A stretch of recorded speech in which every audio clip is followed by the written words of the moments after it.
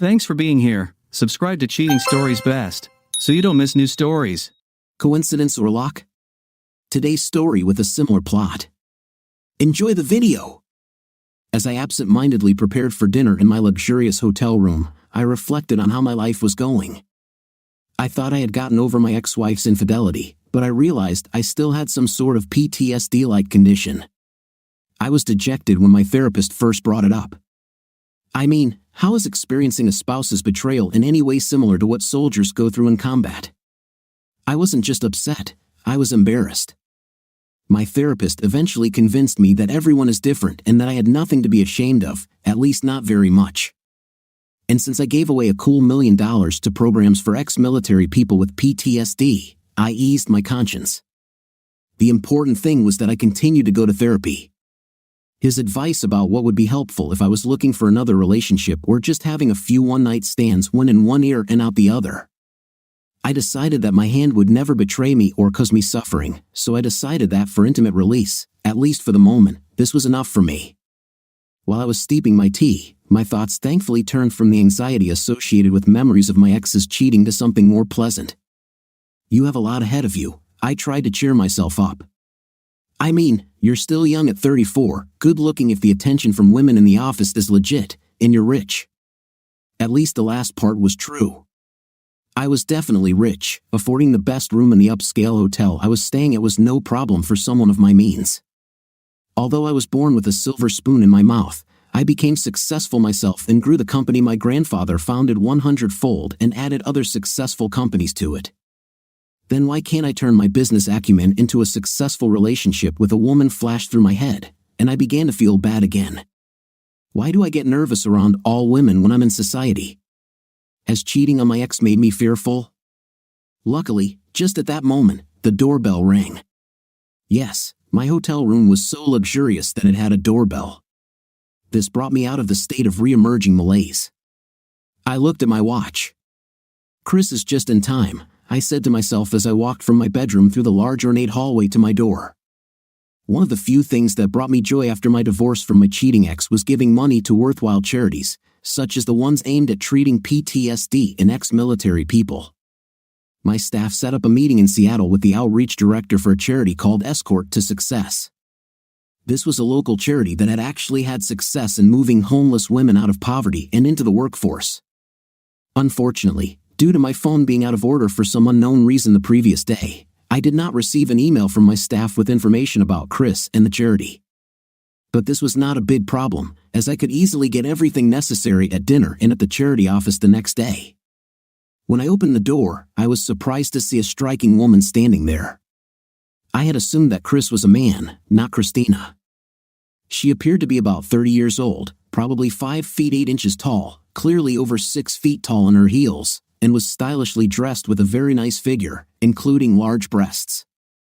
"Hello, are you Brad?" she asked in a soft voice. "Brett," I corrected her with a smile. "Brett Connor," I continued, shaking her hand. She seemed a little taken aback by my offer of a hand to shake but accepted it.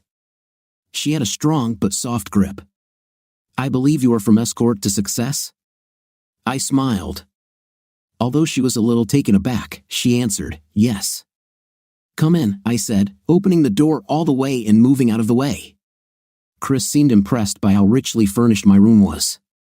She made a number of pleasant comments, some of them indicating that she understood art and maybe even loved it. I brought her a drink. She wanted a vodka martini while we talked about the environment. I even asked her if she wanted to take a little tour and check out the view from the bedroom, which had a truly breathtaking view of the city. She nodded accordingly, and standing in the bedroom, began to remove her shawl made of cashmere fabric. "Don't take off your pashmina," I smiled. "We will discuss business in the restaurant, not here. Let's finish our drinks and go." I saw a puzzled expression on her face, but she accepted the program.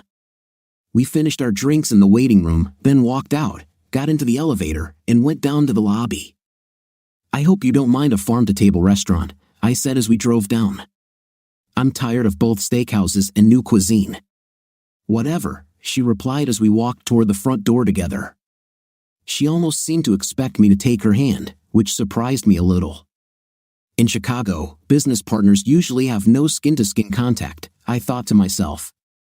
Maybe things are different in Seattle. As we approached the front door, I asked the doorman if our limousine had arrived. He smiled and waved his hand toward a limousine parked a few cars away in the driveway. As it pulled up, he opened the door for Chris and me, and I handed him a $20 bill, for which he thanked me profusely. After my divorce, I began to tip very generously. As we drove to the restaurant, Chris and I talked about the weather, Seattle politics, local sports teams, and just about everything.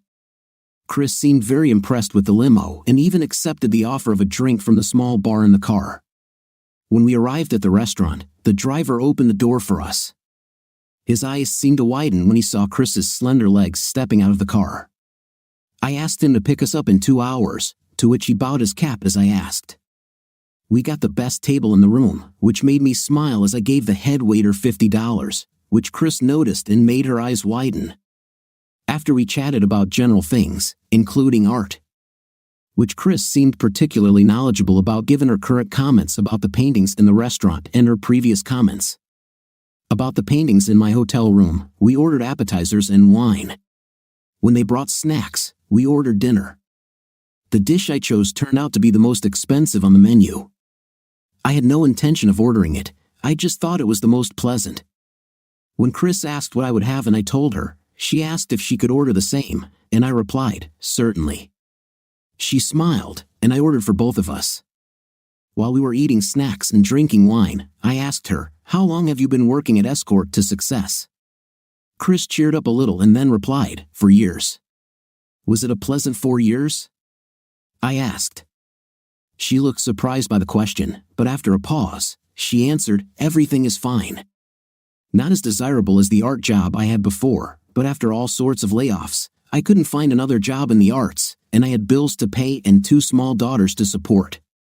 She went on to talk about what kind of work she had in the art world before and that she was a single mother with no man in the girls' lives. "Do you earn more at Escort to Success than at your previous job in the arts?" I asked, a little surprised at what she seemed to be implying. She looked puzzled again. "Yes, I earn more," she answered, stuttering. "What are your current sources of fundraising for Escort to Success?" I asked. This time she was truly puzzled.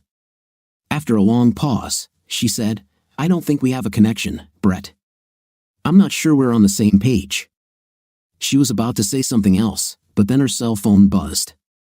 It didn't ring, but I heard the vibration. She took it out of her small purse, looked at the screen, and said, "I have to answer." She made a few comments into her phone, and then her eyes widened at one point. She said, "Holy crap," then she pressed the mute button on her phone, looked me in the eyes, and said, "You didn't order a girl named Tammy today, did you?" "What are you talking about, Chris?" I replied. I realized that this was the first time I had actually called her Chris. "My name is Tammy, not Chris," she said, first seriously and then with a grin. "Look, Brett, I don't work for a charity. I work in an escort service. I was supposed to meet a guy named Brad at your hotel room 1901. "What?" I replied. Now I too was completely puzzled. "I'm the only one in 2901, and I didn't ask Tammy. I was scheduled to meet Chris, the development director for the charity Escort to Success." Tammy picked up the phone again, having said a few words to him. She laughed. 1901, not 2901. "Damn it, my handwriting is terrible. It's late." Then she looked at me, despite the confusion. "Do you mind if I stay for dinner?" After a pause, I smiled. "No problem. I just need to use your phone when you're done since I need to make a call myself." She nodded her head yes, returned to her phone, and said, "I'll call you tomorrow, B," and interrupted the conversation, laughing. She handed the phone to me. I laughed to myself. I called my philanthropy coordinator at home. The first 2 times she didn't answer, perhaps because she didn't recognize the name on the caller ID. But when I called the 3rd time, she said cautiously, "Hello, Dawn, this is Brett. My phone doesn't work, and I'm using a Good Samaritan's phone. Have you heard anything from Escort to Success?" "Yes, Christopher Thompson called about 20 minutes ago and said that he was late and that you were not in the room when he arrived, Dawn answered, suppressing my laughter. I replied, please call and tell him that I will be at the Escort to Success office tomorrow at 11 a.m., not 10, and we will have to skip lunch. Something else has appeared. Call me on this number to confirm, okay? Brett, she replied, clearly embarrassed. I handed the phone back to Tammy. When Dawn calls back, please answer the phone, tell her I'm unwell, and take the message. This will really liven up tomorrow in my office, okay Joker, she laughed. She did as she was asked when her phone buzzed a few minutes later, making sure to answer in her most seductive voice. After she ended the call, we were both laughing so hard that we barely finished our appetizers by the time the main course arrived. Now that everything is cleared up, we had a very fun and interesting conversation. It was truly the first non-work-related extended time I'd spent with a woman since my divorce and the first social situation since my divorce in which I wasn't nervous. As the evening went on, I noticed more and more because I now knew this was not a business, how attractive Tammy was, not her real name, her name was Susan. She was also charming. I was charming too. The circumstances were so unique that the anxiety I had felt earlier that evening disappeared, at least for that night. When we had been in the restaurant for 2 hours, since I was without a phone and did not know the number of the limousine driver. I went outside and told him to park within sight of the restaurant and wait for us to get out. The 2 crisp $100 bills I gave him elicited a broad smile and an answer, yes, sir. Susan and I essentially closed the restaurant. The staff wasn't upset given the tip I left. As we were leaving, she grabbed my hand, kissed me on the cheek, and said, it was the best time I've had in a long, long time. There were tears in her eyes. It was also my best time in a long time. Susan, but why the tears? Even though I'm a call girl, you treated me like an equal, like a date you wanted to impress, she sighed. Why would I treat you as anything other than an equal? I'm sure I'm better than you at some things, and you're better than me at others, which makes us equal, I replied. Susan smiled widely, kissed my cheek again, and then said, I would offer you a free service, but the nanny requires me to be back by midnight. As I looked into Susan's captivating eyes, saw the devilish smile on her lips, and then continued my gaze down to her impressive breasts /. I confirmed that for the first time since my divorce, I felt chic and attracted to someone. This inspired my answer, if the nanny gets another $200, can she stay the night? Susan smiled, took out her phone, and called Cheryl. Something has come up. If I pay you another $200, can you stay the night? Yes, I'm serious, Susan said. Great, call your mom. If you don't call back, I'll assume you can. I'll be home. Then she looked at me, what time tomorrow? Will I be home at 10? I answered. 10, she said. About 7 o'clock tomorrow morning, tell Mrs. Johnson who lives next door to come early so you can get home and get to school. Tell her there's extra money for her too, Susan continued, then looked into my eyes. I raised 2 fingers, another $200 for her too, she continued, and then after chatting a little more, she broke off the conversation. Let's go, she grinned, putting the phone in her purse. I haven't provided free services for many years, but I can't wait to please you. My rules, I smiled devilishly. I'm taking my time with you, and I intend to do everything possible so that you never forget this night. On the way back to the hotel, we took off in the limousine. The driver was happy with another $100 bill I gave him.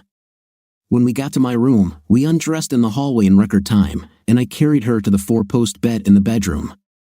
The 3 rounds I had from midnight to 8 the next morning left me more serene than any other bed experience I've ever had in my life, including my ex-wife, who I actually once loved. Not only was Susan a goddess when it came to her looks, but she did things to me that I never thought were possible. Despite the fatigue because we slept very little, the next morning we were both cheerful. We ordered breakfast to our room and showered together before it arrived. The wide-eyed waitress was delighted by the $20 in cash I gave her. In the morning light, Susan, wet-haired and without makeup, looked even better than the night before. We laughed and kissed and touched each other between bites of breakfast. As soon as we got dressed to get her to the apartment by 10 a.m., I saw the light. Susan, is there any hope for a real relationship with you? I asked seriously. At first, I think Susan thought I was pulling her chain, but as we rode in the limousine to her house, she realized that I was serious. Why would you ask this question to a call girl who is 4 years older than you and who has 6 and 7-year-old daughters? I mean, I know I'm great in bed, but be serious, dude, she replied. Listen, I replied, in the 14 hours we were together, I learned more about you than most people do in months, and I really like what I learned. I only care about the future, not the past, and you made me feel more alive than I ever have in my life, even after making billions of dollars in business deals. She looked at me strangely. I have a plan. I haven't thought about it for long, but enough to complete the first part. How much are your expenses per month? Susan was stunned, but not so stunned that she couldn't respond. About $6,500. Okay, how about we take a month sabbatical? I'll write you a check for $113,000 right now, which is double your expenses during this month. I will meet your children, we will date, you can visit me in Chicago, and we will see if we are right for each other. This can be with or without intim. $113,000 is not for intimate, but so that you can take a sabbatical without harm. What do you say? You're serious, aren't you? She asked. As serious as a heart attack, I replied. Come on, a month, what do you have to lose? She thought for a few more minutes, took her phone out of her purse, and pressed the speed dial button. Hey, BIA, this is Tammy. Can you ask someone to relieve me this week and not assign me for 31 days? I need to take a sabbatical. I don't care what Simone says, she knows that very well. Okay, just call me back and confirm before noon. Bye. As soon as she ended the call, I took my checkbook out of my jacket pocket. You know, I don't even know your last name, I chuckled, running my pen over it. Susan Collins, she smiled. I wrote out a check and handed it to her. She stared at him as if she wasn't sure he was real. At that moment, we arrived at the address she gave to the driver. I pulled out $400 in cash from my money clip and handed it to her as well. This is for Nanny and Mrs. Johnson, I smiled. She quickly kissed me on the lips and, about to leave the limousine through the door that the driver held open for her, said, Be here at 7 p.m. to meet my daughters for dinner. It will be done, I smiled as she turned and entered her apartment, not forgetting to wiggle her amazing 5th place. That morning at Escort to Success, I had a hard time concentrating. I was daydreaming about the night before. However, I learned enough about the charity to be impressed by what they do. I made a donation of $250,000, leaving everyone present very grateful. Before leaving, I asked one of the employees, who herself had an 8-year-old daughter, what 6 and 7-year-old girls would like to receive. She gave me a list of 5 possible gifts and pointed out the store that most likely had them. I bought a dozen pink roses for Susan and relatively modest gifts for each of her daughters. I didn't want to go overboard. I arrived exactly at 7 p.m. The door was opened by the sweetest girl I've ever seen, in a beautiful dress and a bow in her hair. Hello, are you Mr. Connor? Yes, what's your name? I asked. I'm Misty, I'm 7 years old. Do you like my mom? She answered. At this time, Susan came up and laughed. Admit the Fifth Amendment to whatever she asks you about tonight, Brett. Misty will become a prosecutor when she grows up. Susan kissed me on the cheek. She was impressed by the roses. Misty and her less curious little sister Beth were also impressed with their gifts, so they immediately warmed up to me. The 4 of us were bustling around the kitchen, helping prepare dinner. Although Misty and Beth seemed to be helping more than I was, by the time we sat down to eat around 7:45, I already felt like I had known them for a very long time. The dinner conversation was interesting. Misty asked questions like a prosecutor and made awkward remarks that only a little girl could make. The most embarrassing statement was, You know, Mr. Connor, Mom never invited men to dinner with us. She must really like you. I laughed and said, She admits the fifth. What does it mean? Beth asked. That means I won't comment on it, Susan grinned. The food was truly excellent. After dinner, we all helped clean up. Susan taught her daughters well. We talked for another half hour, during which time I looked around and saw how tastefully Susan's apartment was decorated and how selectively she selected the works of artists. After our conversation, Susan sent the girls to get ready for bed. There was no conversation. After putting on their pajamas, they returned to the living room. Beth timidly approached me with a book called Dragons Love Tacos. "Won't you read it to me in my bedroom?" she asked timidly. "Honey, Brett and I are going to have a grown-up conversation." "He's not," Susan said before I interrupted her. "I would love to, Beth," I smiled, looking at Susan and saw a wide smile on her face. "Will you put me to bed, Mom?" Misty asked. Susan went to Misty's room, and I went to Beth's room. The book was absolutely hilarious. Even funnier was the fact that Beth corrected me if I missed a word or explained a picture poorly. Apparently, she had the book memorized. After I kissed her forehead and said goodnight, when I went to turn off the light, she asked, "Will we see you again, Mr. Connor?" "You can count on it, honey," I laughed. Susan returned to the living room with a glass of wine in her hand and a glass poured for me when I returned. "Sorry you got overwhelmed," she chuckled. I was flattered. I always wanted kids, but I left my ex before we had them. "You two are just lovely," I answered honestly. "They are my life," Susan said sincerely. After a few more compliments about the dinner, her taste in decoration, etc., I said, "Okay, Susan, are you ready to plan some activities for the future? I can only stay in Seattle tomorrow and the next 2 days, and then I have to go back to Chicago." "What's your schedule for the next 2 days?" "With the exception of 90 minutes at the gym every day, which I never miss, and getting the kids ready for school and getting them back.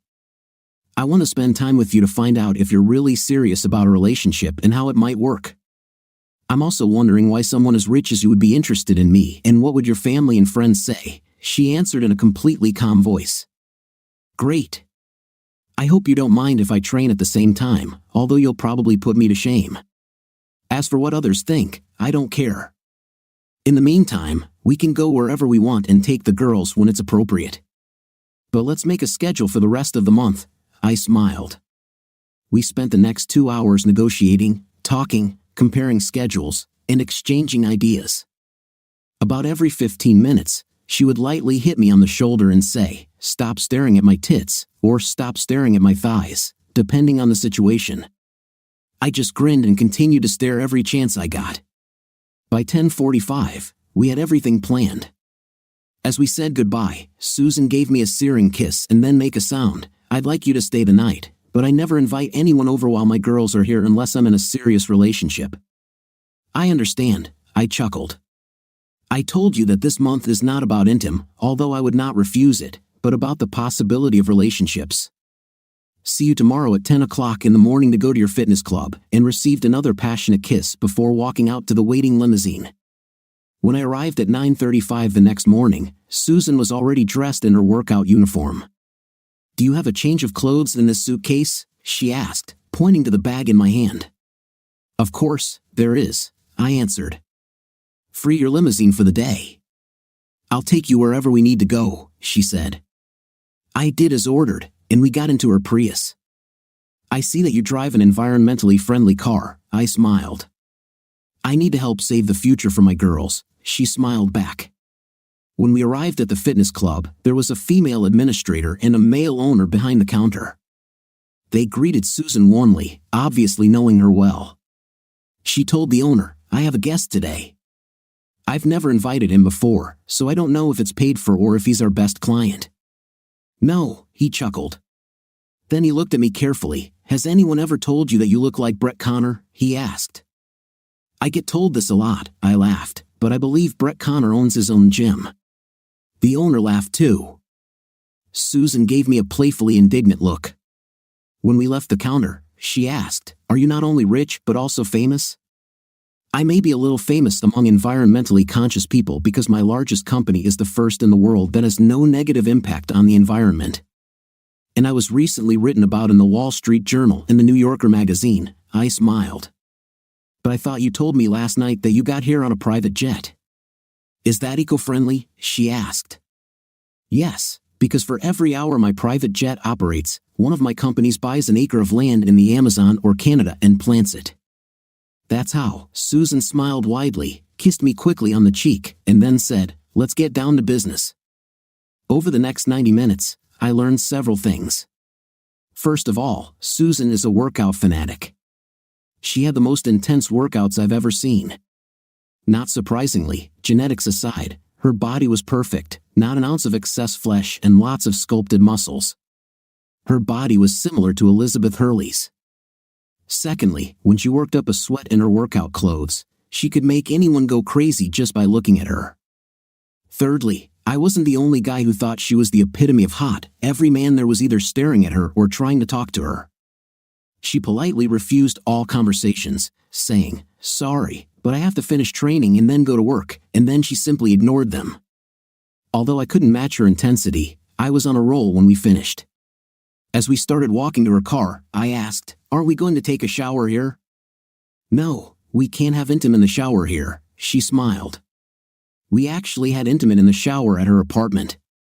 For some reason, my fatigue just disappeared when we stepped into her large shower stall together, especially when she leaned over. No wonder it was the best experience of my life.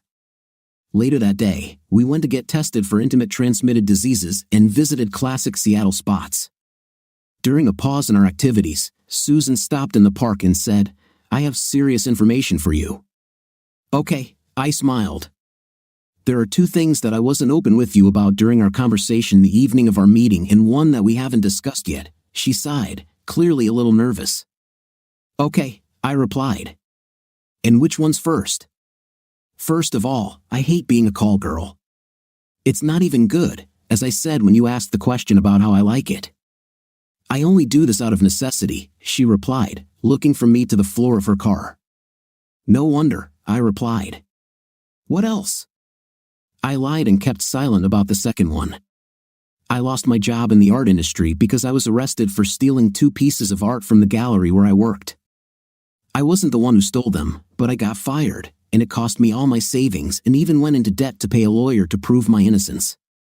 However, even when the charges were dropped, I was not rehired, and there was a black cloud hanging over my head. So, I was unable to find a job in the field that I loved, and my bills, coupled with not having a job for several months, had left me in such a dire financial situation that I was worried about how to properly care for my girls. I realized that the only way to get out of debt and properly support my girls was to become a call girl. "What haven't we discussed?" I asked calmly. "The girl's father is my ex-husband. He was my ex and died when the girls were 2 and 3, just before I lost my job. He was very bad with money. He left almost nothing to the girls, and he only had a $5,000 life insurance policy." "Who gets a $5,000 policy?" "Either way, they don't remember him and don't have any male influence in their lives," she said. She looked again between my eyes and the floor. When I didn't answer right away, she continued, "So, if you want to return your check and withdraw your offer, I will readily agree." I thought for a minute or two, then answered, "I really don't want my check returned. I want to continue working as before. If you don't mind, I'll check your background, but unless you turn out to be an axe-murderer, I doubt my decision will change." "Agreed," I smiled, holding out my hand. "Deal," she grinned and then pushed my hand away and kissed me on the lips. Shortly after this, we picked the girls up from school and had a lovely evening. The next day, I ordered an expedited background check. When it arrived a week later, there was nothing in it that would make me change my mind. Her problem with the law was exactly the same as she described, only apparently unknown to her because it was dealt with without fanfare.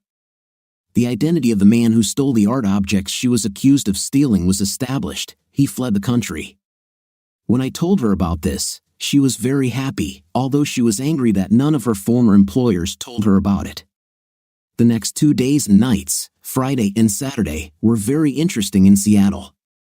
I was able to do business for a few hours a day using my new phone, but I spent most of my time with Susan and her adorable daughters. We did all sorts of fun things, mostly for free, but if there were costs, I was willing to cover them. Little Beth seemed very attached to me and insisted on holding my hand when we walked together. All 3 girls were very sorry to see me leave them on Sunday morning. They came with me to the airport to see me off, the 2 girls with a heartfelt hug, Susan with a heated kiss. which she tried to hide from the girls but apparently failed as they giggled as I left. The next week, I talked Susan into finding a babysitter for the girls and asked her to see me in Chicago.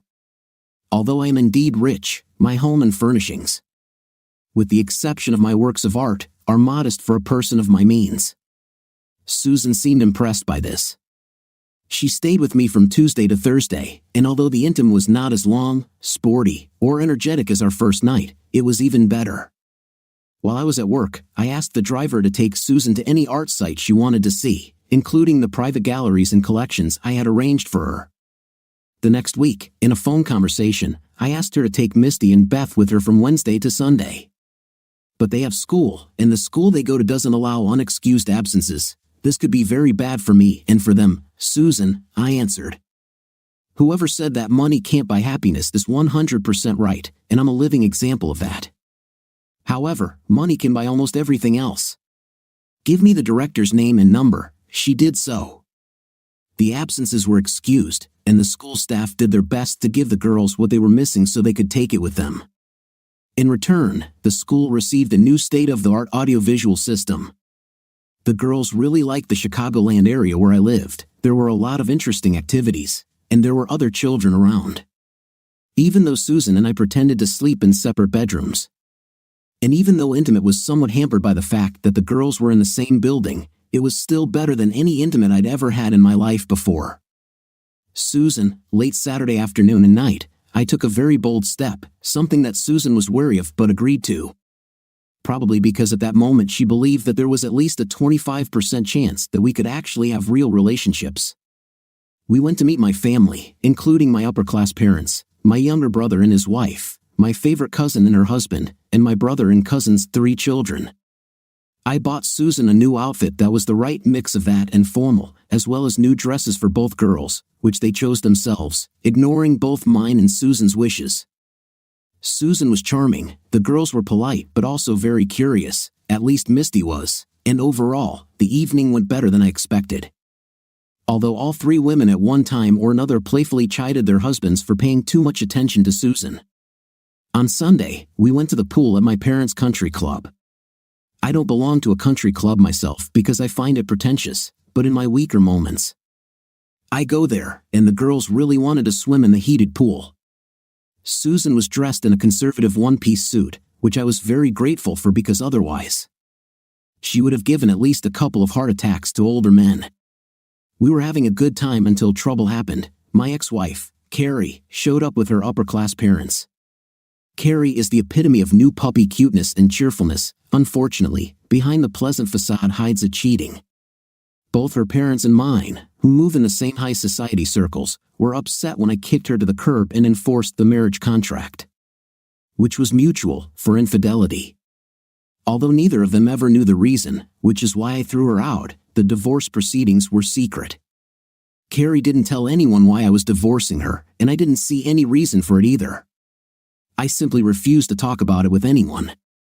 I simply put off the conversation, saying, "Ask Carrie." She left the marriage with only $100,000 of my money.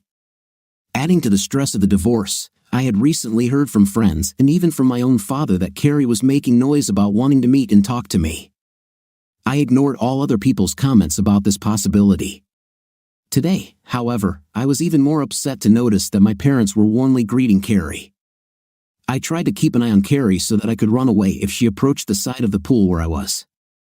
However, Misty and Beth insisted that I watch them swim and asked me to place objects on the bottom of the shallow water for them to dive for while Susan made circles. After my activities with the kids, they reunited with Mom and went to the diner for lunch. I returned to my sun lounger in the shade only to be ambushed by Carrie. Hey, Brett," she exclaimed joyfully, jumping out of her hiding place. "What do you need, Carrie?" I asked monotonously without facial expression. "Don't be like that, Brett. I told you that I'm sorry," she began to say. "Oh really? When exactly was this?" I snapped. "In all the letters that I wrote to you."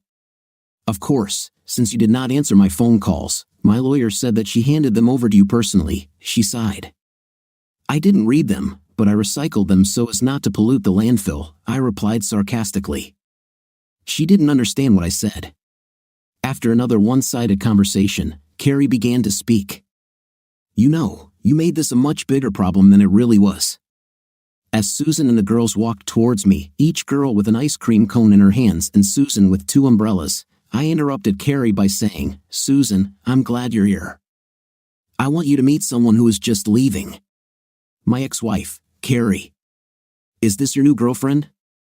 Carrie gasped as she got a good look at Susan, who even in a one-piece was the prettiest woman in the pool or anywhere else as far as I knew. No, my bride, I grinned. Carrie burst into tears and left. Susan handed me my drink with an umbrella. She knew I didn't like umbrellas in my drinks and was doing it to tease me, and then sat down next to me. There was stony silence for about a minute, and then she turned to me and said monotonously, I don't remember you asking me to marry you or accepting a marriage proposal, and I don't remember you giving me a ring. Susan, listen, I stuttered nervously. I needed to get rid of this as quickly as possible, and unfortunately, this was the easy way to do it that came into my head. I'm really sorry. What can I do to make amends? Tell everyone she tells and who asks you that it's not true, and a 30-minute back massage tonight. No pranks, understood?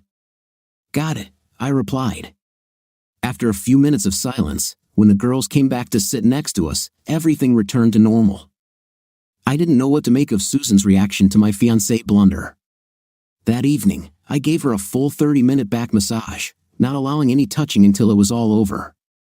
But the session that followed was fantastic. Although I felt overwhelmingly tired, I was really sorry that Susan and the girls left early Monday morning. Early enough that with the time difference between Chicago and Seattle, they could get to school on time. Susan seemed to completely forgive me for the bride comment, given the searing kiss she left me with, while the girls sulked because they were sad to leave. I was scheduled to fly to Seattle on Wednesday evening that same week. I talked to my 3 girls on the phone Monday and Tuesday evenings and to Susan several times throughout the day, usually shortly before and after her workout. On Wednesday afternoon, I was finishing up some last-minute chores when my secretary called me and said, Your father is coming up to your office. It was quite unusual for my father to come to my office since I had complete control over almost every aspect of our companies. And we could usually resolve any issues he raised over the phone. But it was far from unprecedented, therefore, I did not think about it. My father never knocked when he came to my office, there was no need for that. After we hugged, like men, he closed the door and sat down at the table. Son, there is something serious that I need to talk to you about, he said. I've talked to the SMEs. The SMEs are Carrie's parents and your mother, and we really think you should give Carrie another chance. I frowned. I already told you this won't happen. Stop it. Listen, I know that you are fascinated by this hot adult woman, Susan, he began to say. How do you know that she is older than me? I snapped. Because no one could tell that just by looking at her. Well, that's another thing I wanted to talk to you about. I checked her background. She is 38 years old and has been working as a call girl for the last 4 years, and before that, she was arrested for art theft, he replied with a smug look on his face. It no longer works and is completely justified, I answered calmly, although everything was seething inside me. My father was amazed. Do you know, no, he stuttered. Yes, I knew from the day I met her, and I intend to marry her if she agrees, I answered again as calmly as I could. But you can't, he stuttered. What will our friends say? First of all, none of your friends will know about her past unless you tell them. Secondly, if you tell me, and I have to choose between you, Susan, and her past, then if Susan marries me, I will choose her. Thirdly, I don't care what your friends think, I growled. You can't talk to me like that, he grumbled. I just did. Now, if you don't have anything to do, get out of my office and be very, very careful about who you share your information with, I growled. With these words, I stood up, walked to the door, opened it, and waved my hand to him. He left with a red face. I immediately called my mom and told her what had just happened. She pretended that she didn't even know that my father was conducting an audit.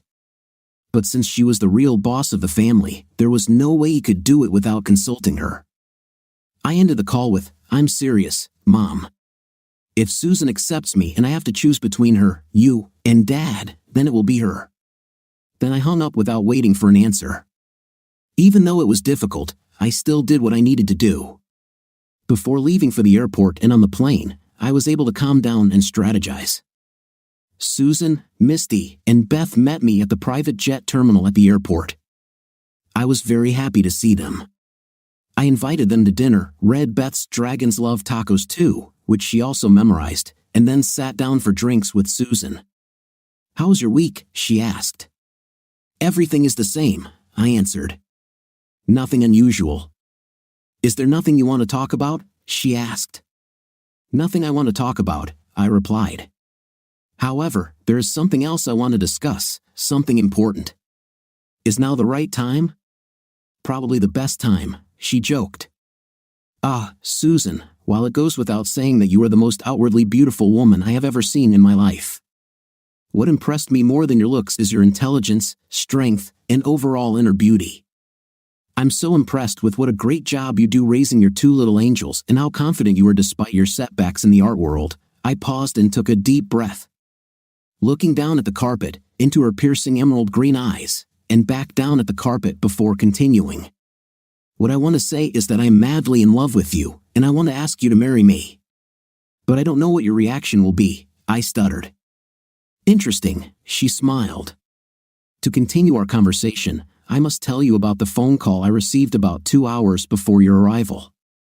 Your father called me and offered me $3 million if I would kick you out of my life. Moreover, he told me that a woman like me would never fit into his family and that you would become an outcast if you convinced me to marry you. How does this impact our discussion?" she said calmly, then took a sip of wine. Everything was boiling inside me. I had never been so angry in my life, not even when I first found out about Carrie's infidelity. But I calmed myself down. "I can understand how $3 million tax-free might appeal to you. It's a way to ensure your daughter's economic future. However, I don't think you are driven by money. I think you earn what you can, however you can, to survive and raise your girls right. But I don't care about this suggestion," I swallowed, and then continued. "As for my parents cutting me out of their lives, if they do it, it will be their loss. I never told you that I'm infinitely tougher than the rest of my family put together, except for the romance, which is why at 22, I took over the little company that my grandfather built and that my father broke up. So she became much smaller and made it one of the largest and most profitable companies in the world while at the same time treating employees and the environment fairly." I swallowed again. "So I want to say that what my father told you has absolutely nothing to do with what I want our relationship to be. How would my marriage proposal be received?" "Damn it," she snapped. "If you're so cool in other ways, then it's time to become cool in romantic relationships. You'll never know what my answer will be unless you ask." After a long pause, I stood up and said, "1 second." I went to the kitchen, took a strip of aluminum foil, and folded it into a loop. Then, I walked back into the living room, got down on one knee in front of Susan, held out the aluminum foil hoop, and said, "Suzanne Collins, will you make me the happiest person in the world, accept this symbolic ring, and agree to marry me?" She looked at me intently. "Do you think it's a good decision to marry a call girl you've only known for less than a month, especially if it means your family will disown you? If you agree to marry me, no one in my presence, including you, will ever use the phrase call girl again. And yes, I think that's a good decision because I'll gain an instant family of 3 women whom I love," I answered. "What if I marry you just because you're good in bed and my girls love you?" she asked dispassionately, although there was a sparkle in her eyes. "I would take you no matter the reason," I replied. "What could I do in Chicago to satisfy my needs besides raising my girls and indulging in carnal pleasures with you? I would buy you an art gallery or get you a job at an art museum, or whatever else you want in the art world," I quickly replied. "Will there be a marriage contract?" "Of course, with a mutual clause about betrayal, as I had with my ex. I guarantee that the terms will be very favorable to you. And as soon as we are married, I will want to adopt Misty and Beth, if they accept me. Once I adopt them, each will receive a $250,000 education trust fund, with you as the sole trustee. Do you want more kids?" "I would like 1 or 2 more children, but if this is not within my power, I will be very happy with the 2 wonderful young girls my wife has already given birth to," I replied. An evil smile appeared on her face. She stood up, helped me to my feet, took the aluminum foil ring, and holding my hand, led me to her bedroom. Without further ado, she undressed us both. Yes, I will marry you. Now, place this priceless symbol of our commitment on my finger. She held out her left hand, and I placed it on her ring finger, promising to go to the jeweler the next day. I think I had the best night's sleep when I hugged her in the spoon position. The next morning, we were woken up by two excited little girls jumping on us. "What are you doing here, Brett?" Misty asked. "Since last week, I made the girls call me Brett. There's something important I need to talk to you and Beth about this morning, so I wanted to stay the night," I replied. This seemed to satisfy them. Then Susan said to them, "Go have breakfast. We'll be right back." After they left, I asked Susan, "Did you really accept my offer?" Smiling, she raised her left hand with an aluminum foil loop on her ring finger. "As I said last night, with your permission, I would like to ask the girls individually if they would do me the honor of allowing me to adopt them," I said cautiously. Susan's eyes welled up with tears. "This is so cute. They would love it. I would love it. If it wasn't a school day, you'd be getting a reward for it right now." "Maybe after they leave," I grinned. "Maybe," she laughed. It was early enough that I could talk to each of the girls before they left for school.